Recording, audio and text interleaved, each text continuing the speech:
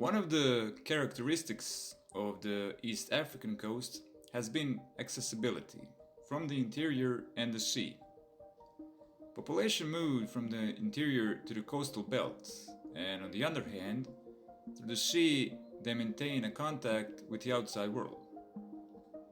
The first solid historical evidence appeared in the 7th century AD. Before that, all the documents are the product of international trade, which describe history of East African coast in indirect way.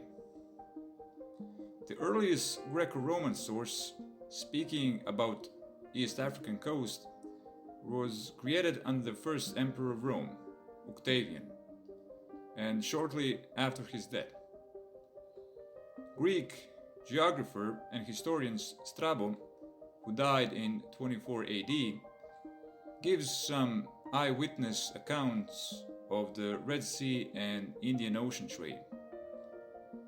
Best source of the happenings of the East African coast is Periplus of the Unknown Greek, called Circumnavigation of the Erythraean Sea. The document itself is an eyewitness account. The date of creation of this document is controversial. However, most likely it was created sometimes in the 1st century AD. Ptolemy's Geography, written around 156 AD, is another valuable source of information on Indian Ocean and East Africa.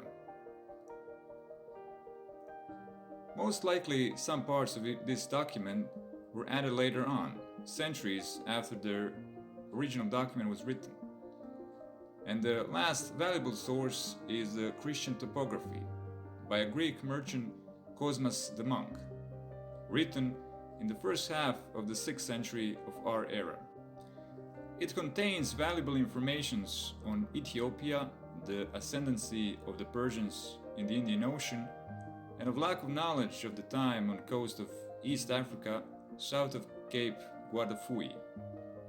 There are not many archaeological evidence of the time to back the claims of the previous sources. However, the evidences found do not contradict the sources. Numerous coins were found, but the ways of their discovery was poorly recorded. The earliest evidence of East African coast population comes from the Periplus. The inhabitants were described as very great in stature. It is believed these people were Cushites, who, according to the available archaeological evidence, were men of tall stature.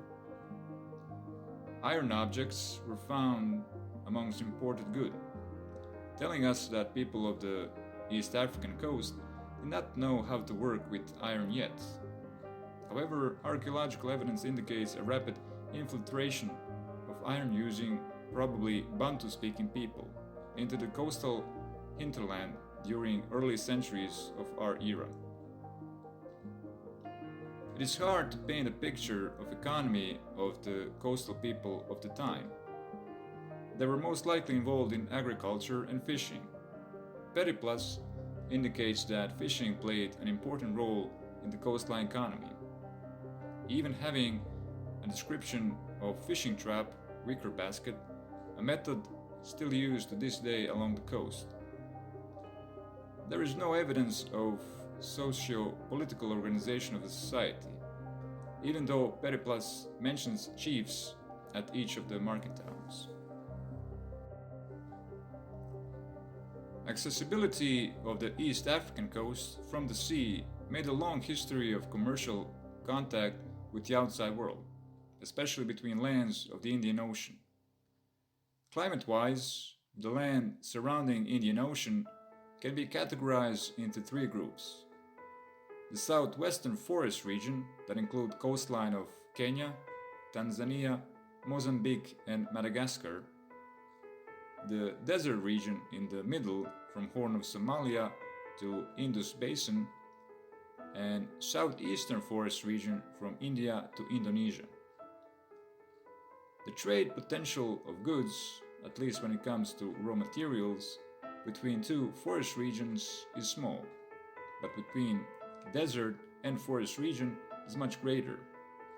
Also, the so-called desert region has a valuable strategic position, connecting both forest regions with Mediterranean.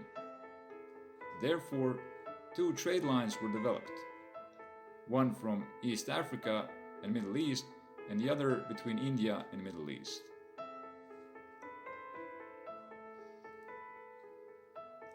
Evidence suggests there was no commercial trade between East Africa and India before the 7th century AD. At the time of Periplus, it seems that India did not participate in trade with Middle East in a major role, mostly because Indian subcontinent was self-sufficient.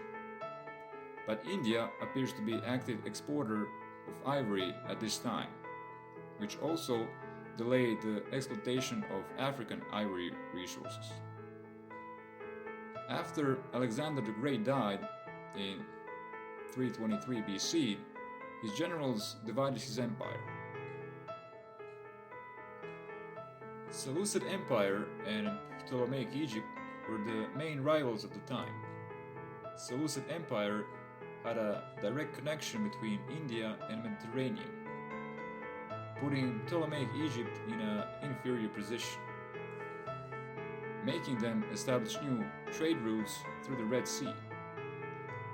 According to historians, it was most likely indirect trade between India and Egypt, where Arabs were the middlemen. This might be the period when Arabs started doing more active trade with East African coast, mainly getting ivory to fulfill the demand. We can date Arab commercial expansion to the East African coast as early as 2nd century BC. After establishment of the Roman Empire under Augustus, demand for luxury goods increased significantly.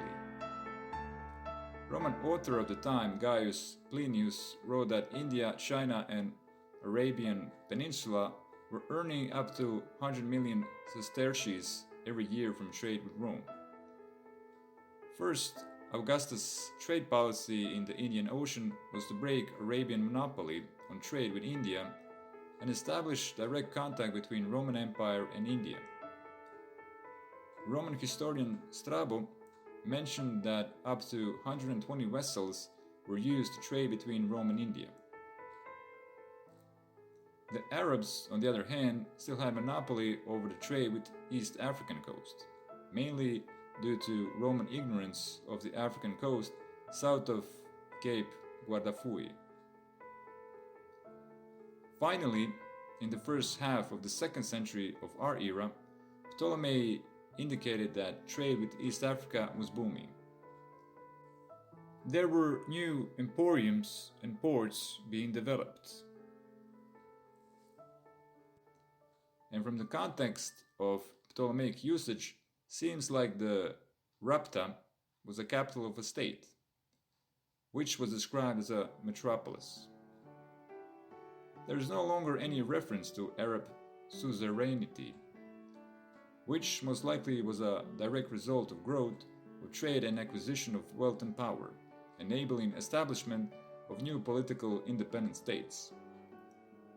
By the middle of the 2nd century, large parts of East African coast had been drawn into the international system of trade. With the decline of Roman Empire and Western Roman Empire fall in 1476 AD, the needs for luxury goods also decline, having economic consequences for the whole Indian Ocean trade. Persians and Ethiopians, to a lesser degree, took over the role of middlemen for trade from the Arabs. India was still self-sufficient. However, at the beginning of the 6th century, Indian demand for ivory for the manufactured goods increased, resulting in establishing direct trade between two forest regions.